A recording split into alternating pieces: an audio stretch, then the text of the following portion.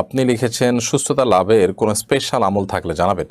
সুস্থতা লাভের জন্য নবী সাল্লাল্লাহু আলাইহি সাল্লামের একটা দোয়া আছে সকাল সন্ধ্যা পাঠের জন্য। আমাদের যে সকাল সন্ধ্যার দোয়া আছে, দোয়ার বই আছে নবী সাল্লাল্লাহু আলাইহি সাল্লামের সকাল সন্ধ্যার দোয়ার বই, সেটাতে আপনি অনেকগুলো দোয়া পাবেন সুস্থতা বা আরোগ্য লাভের জন্য বা সার্বিক সুখ এবং প্রশান্তির জন্য।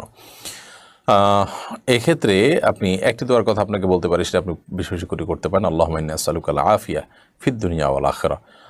আল্লাহ, আমি দুনিয়া আখিরাত উভয় জগতে আপনার কাছ থেকে সুস্থতা এবং প্রশান্তি কামনা করি। অন্য আরেকটি দোয়া আছে, আমরা বলতে পারি আল্লাহুম্মা আফিনি ফি বাদানি, আল্লাহুম্মা আফিনি ফি সামঈ, আল্লাহুম্মা আফিনি ফি বাসারি, লা ইলাহা ইল্লা আনতা। আল্লাহ, আমার শরীরে, আমার দৃষ্টি শক্তিতে, আমার শ্রবণ শক্তিতে আপনি আমাকে স্বাভাবিকত্ব দান করুন, আফিয়ত দান করুন, সুখ এবং স্বাচ্ছন্দ্য দান করুন, আমি যেন এগুলোকে ভালোভাবে ব্যবহার করতে পারি।